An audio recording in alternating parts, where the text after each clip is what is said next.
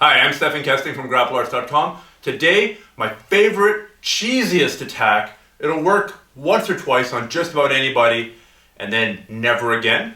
But the joy and the satisfaction that you get from pulling it off even once is totally worth it. So, there's a wrist lock in Aikido. So Richie attacks me with an Aikido thing and I don't really know Aikido. So we end up here. Don't ask me about that transition.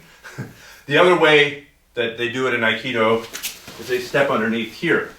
So you'll notice the hand is pointing up and down, and my hand, so this is Richie's right hand, my left hand is grabbing the blade of the hand, the judo chop part of the hand. I'm going to put my hands together here, and I always think of pointing towards the opponent. I'm a samurai, and I'm here and I'm turning. And this is a very powerful submission. It's one of the most powerful wrist locks. It's also one of the most practical. You want to have this hand vertical. You don't want to generally do it with this hand being horizontal. You want it to be vertical, and it's a twisting wrist lock. Be very gentle. You can really jack someone's wrist. So there are ways to get this wrist lock when you're escaping from rear mount. There are ways to get this wrist lock when you're escaping from other positions. But I promised a super cheesy way to do this. So here's how I do it. We're going to shake hands. I'm also going to grab his hand as opposed to this and the bump. I'm going to grab his hand and shake it. He's a polite person. He's going to shake it back. Now here comes the first Jedi mind trick. I'm going to keep on holding his hand, but I'm going to be trying to pull my hand away. I've got a slight grip with my fingers, but I'm going to be pulling my hand away.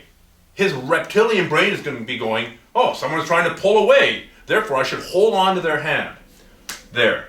Now I'm going to go here like, oh, very nice to meet you, Richie. So after, very nice to meet you, Richie, with two hands, I'm going to take my head and I'm going to put it here. Not between his legs, not on the far side of his body. The arm that I'm attacking and his leg, I'm going to lie down here.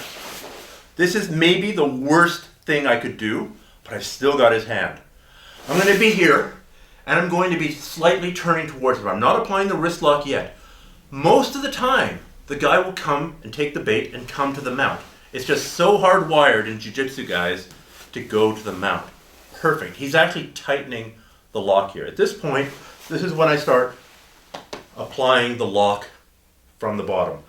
I've got this hand vertical relative to me, and I begin turning in here. You have to be a little bit careful because guys are so resistant. They're like, I'm in mount, effer.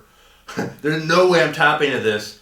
That if you just keep on going hard, you can jack their wrist. But if you keep on going, it's even hard to get out of mount at this point. So one more time. The steps. We're here. I shake his hand, and I keep on holding. I try and pull it away. He's going to be pulling back. Hands together. Dive to the ground. Turn here. If he doesn't come to mount, go back, please.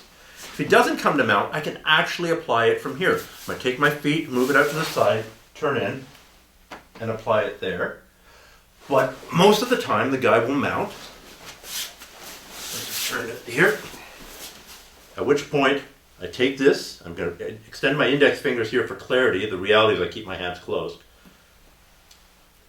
And I'm going to Sankyo him and tap him out from the bottom of the mount. I don't think you should build your entire game on that technique.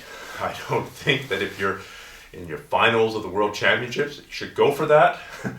But if you're at the club and you're looking for a new way to tap your partner out, it's worth giving this one a try. Like I said, it'll work once or twice, and I hope you have as much fun with it as I've had with it over the years.